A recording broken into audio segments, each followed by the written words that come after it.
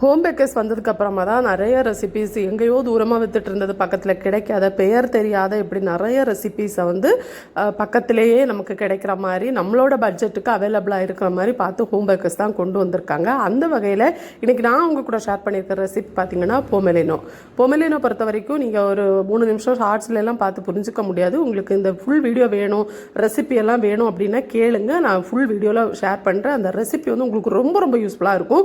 உங்களோட பேக்கிங் அது உங்களுக்கு கண்டிப்பாக நல்லா இன்ட்ரெஸ்டிங்காக இருக்கும். அது என்ன சொல்ல, உங்களுக்கு பேக்கிங்கில் ஒரு நெக்ஸ்ட் ஸ்டெப்பாக இருக்கும். உங்களோட கஸ்டமர் விரும்பி வாங்குவாங்க.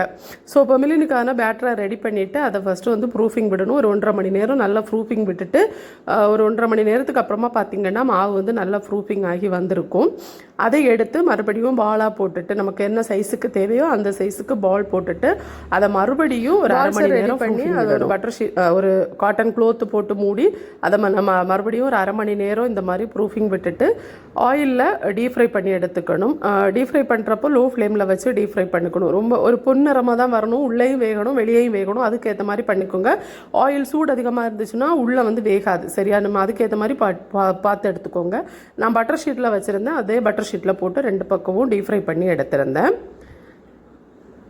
இது டீப் ஃப்ரை பண்ணி எடுத்ததுக்கப்புறமா இதோட ஃபில்லிங்ஸ் வந்து வெரைட்டி ஆஃப் ஃபில்லிங்ஸ் இருக்குது. உங்களுக்கு என்ன ஃபில்லிங்ஸ் கொடுக்குறதுக்கு விருப்பமோ நீங்கள் அதை கொடுக்கலாம். சரியா, இப்போ நான் வந்து பார்த்திங்கன்னா என்னோட கஸ்டமர் அவங்க பட்ஜெட்டுக்கு ஏற்ற மாதிரி ட்ரஃபிள் ஃபில்லிங் கேட்டிருந்தாங்க. ஸோ மில்க் சாக்லேட்டில் ட்ரஃபிள் பண்ணி அதை தான் இதுக்கு நான் ஃபில்லிங்ஸாக கொடுத்துருந்தேன்.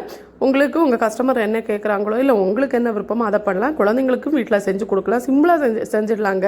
அது பிசைகிற அந்த டைம் மட்டும்தான், மற்றபடி அது ரொம்ப ஈஸியாக நீங்கள் செஞ்சு கொடுத்துடலாம். கண்டிப்பாக இது உங்கள் குழந்தைங்களுக்கும் பிடிக்கும். இதோட ரெசிபி வேணும் அப்படின்னா கீழே கமெண்ட்ஸில் ரெசிபின்னு கமெண்ட் பண்ணுங்கள். நான் உங்களுக்கு ஃபுல் வீடியோ ஷேர் பண்ணுறேன். இது ரொம்ப ரொம்ப யூஸ்ஃபுல்லாக இருக்கும். எவ்வளோ சாக்லேட்டியாக இருக்குன்னு பார்த்துக்கோங்க நீங்களே.